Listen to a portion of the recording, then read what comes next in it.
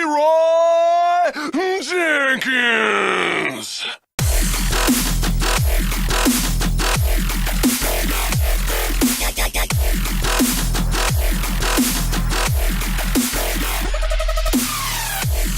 Don't include any of that.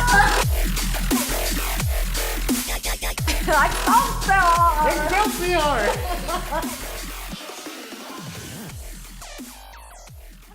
Hey guys, welcome to the Weekly Talkthrough. This is Katie and Matt going over your most important news in gaming and esports this week. Kicking things off, we were able to chat with Richard Lewis, who is currently in Atlanta, Georgia, hosting the CSGO major for E-League. And we wanted to know what it's like to be an esports host. We saw it on Reddit. It's about 73 games over a two-week and change period where they're doing this. It starts in Atlanta, Georgia. As of today, things are finishing up, and then it's moving to Boston to finish things up this upcoming weekend. That's a lot of time. And, you know, Matt, he told us, you know, it's 12-hour days. That's nothing to scoff at. He was actually, I let it slip in the interview, but he was pretty humble when he told us. He was like, you know, hey, my job's not that hard. There's people who get here before me and leave after me.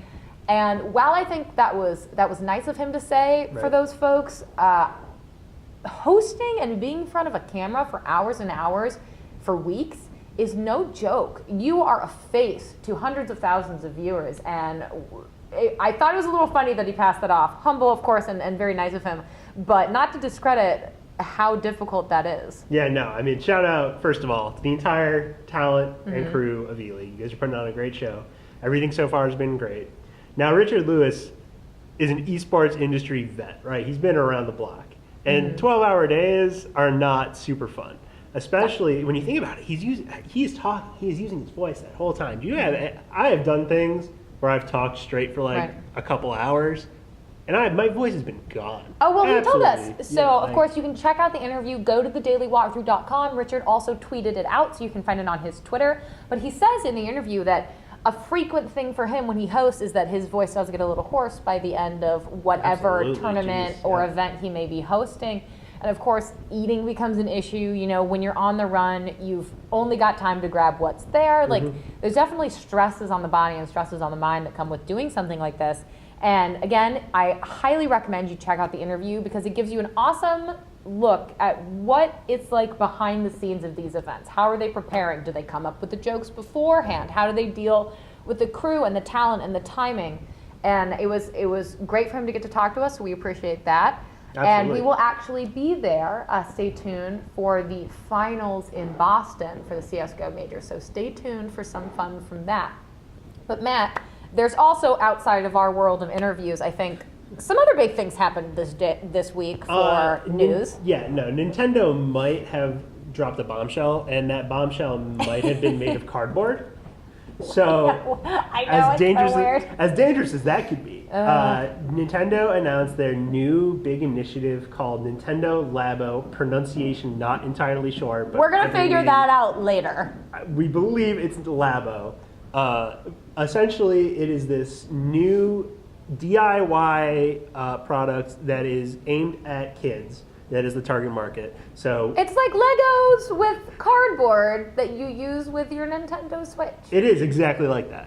It's all about kids and kids at heart for every adult who's going to buy this. Okay, but Matt, I was saying this to you earlier off camera. Like, I know there's a lot of other applications, and I think you can mention in a minute that I think there's some games and stuff involved. But like, I'm just really excited to have a product that I can put down the tray in my plane when I'm going to fly somewhere and like mount the Nintendo on it, the Switch on it, while also being able to plug it into the outlet, because you can't do that with the kickstand because the power outlet's on the bottom of the Switch.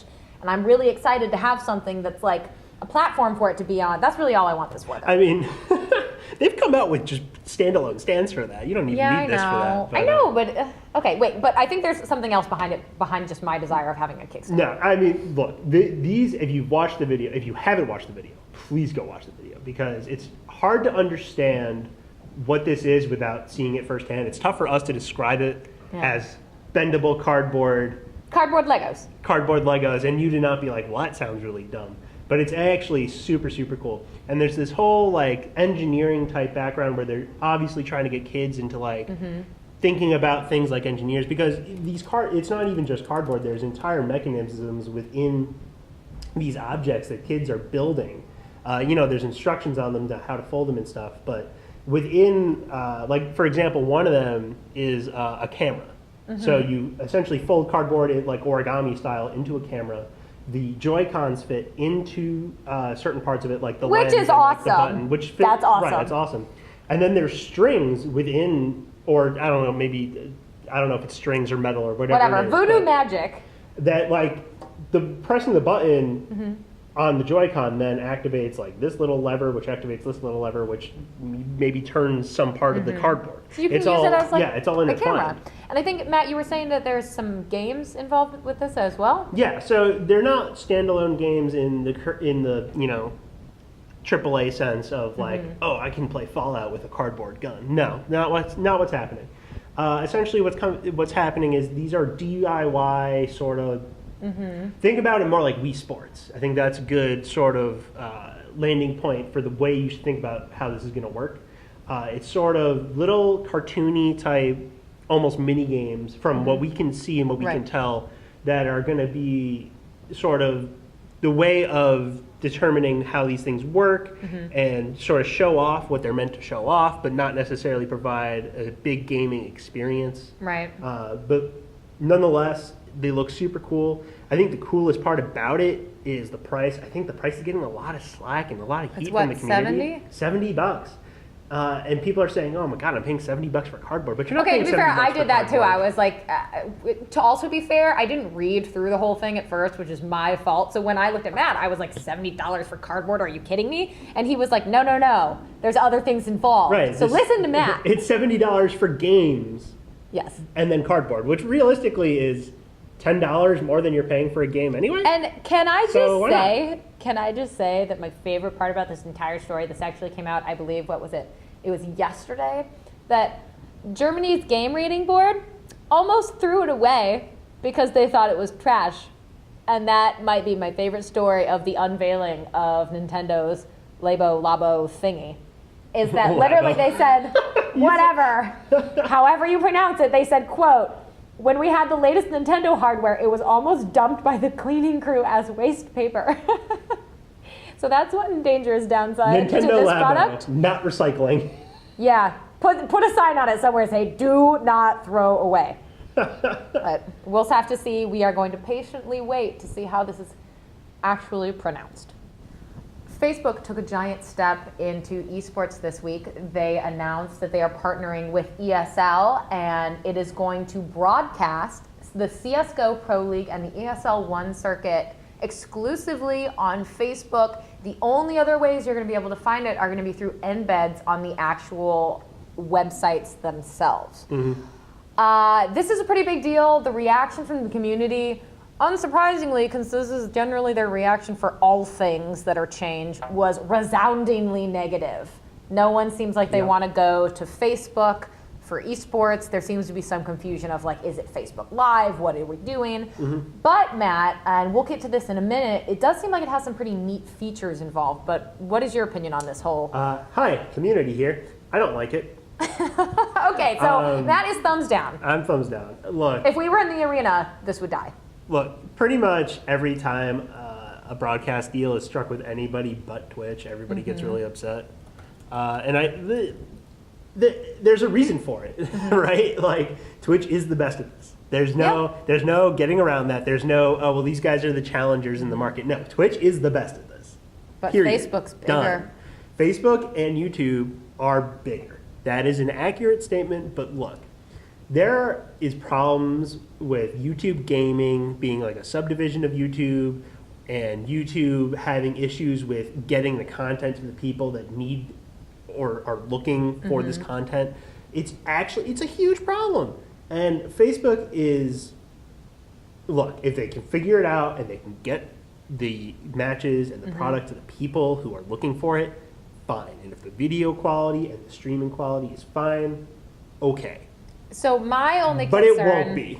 My only concern is that Facebook is doing this not because it really cares about esports, but because they've seen a rather large bleed of their audience on Facebook for a while now. Millennials don't really want to use Facebook, and a large portion of esports enthusiasts are going to be millennials. They're also going to be much younger kids. These are demographics that Facebook wants to pull back onto its site.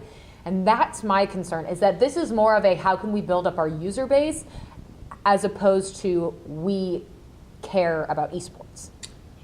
Yeah, sure. And that makes you wonder, like, what Facebook-esque gimmicks are going to start coming into these live streams that are encouraging you to interact with Facebook in some other way outside of that live stream. Let me tell you, if the timeline makes its way into esports broadcasting, I'm going to put on a freaking riot. So I will say, though, the one thing that I thought was cool about this whole thing is that Facebook has some features, and this is coming from the ESL Gaming press release about this, that when you tune into a show on Facebook, quote, you can switch between general chat and private chats with groups of friends who are currently also watching that broadcast. You can also invite your friends that aren't yet viewing into your group via Messenger, which, side note, turning Messenger into its own app was stupid and it's annoying, Facebook, and you're wrong. But that's kind of cool that, like, you can create your own little viewing parties, but you could kind of already do that. I mean, it's a native feature, which is kind of neat, but you could also kind of do that anyway. It's really cool that I can do this thing on Facebook that I do on Discord anyway. Well, right. So that's the thing, right? So Facebook's only thing is that it's native, right? Like, you don't have to have anyone download anything. You don't have to have extra software. It's just all on Facebook. So Mark Zuckerberg can watch everything that you do and say. It's so creepy. From his giant bubble in California. From his giant office that probably has 90 TV screens of just following everyone. Don't ban my Facebook, Mark Zuckerberg. Thank you. Please ban mine. I dare you. So we'll see. I hope that they're going into it with good intentions. But again, we'll have to wait and see for the actual product to come out, see how it's done. Again, I can't wait to see how it fails, because it probably will. But you know what I mean? Okay, we got a lot of this hate on things like Overwatch League, though. They were like, this is doomed to fail. Here's all the reasons why. I would just say, like, let's wait and see till it actually comes out and then judge the product when it's given to us. You know the thing about Overwatch League, though? It streams on Twitch.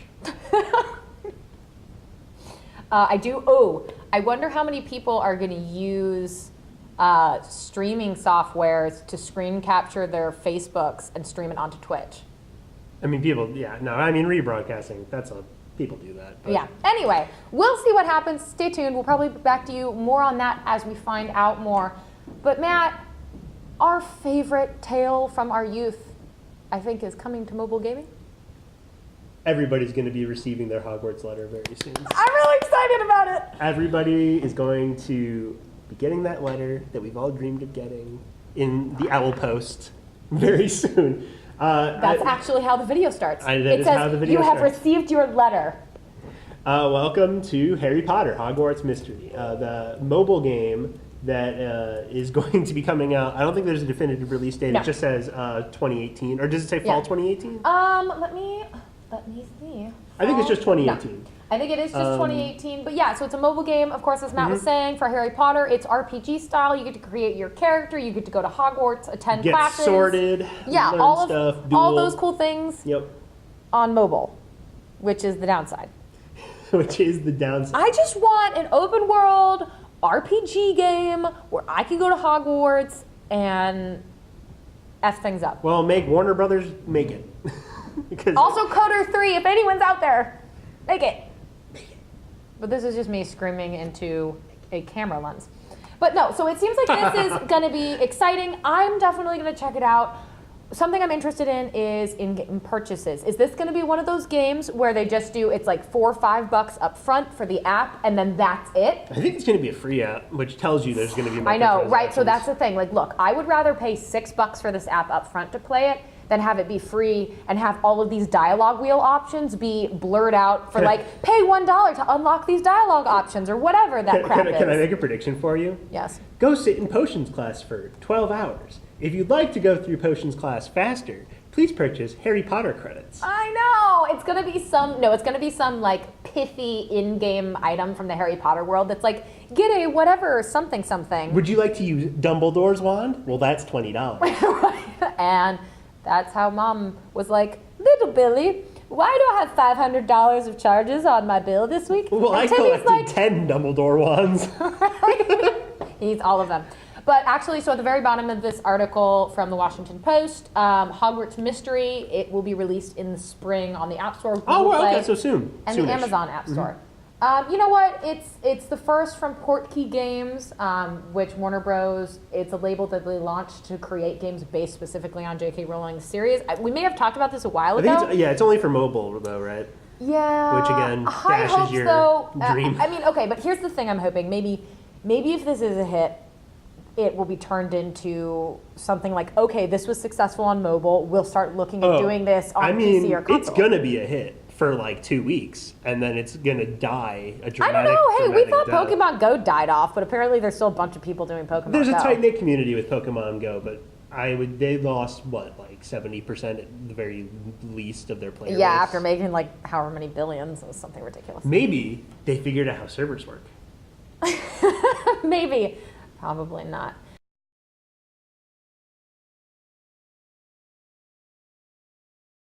Don't, please.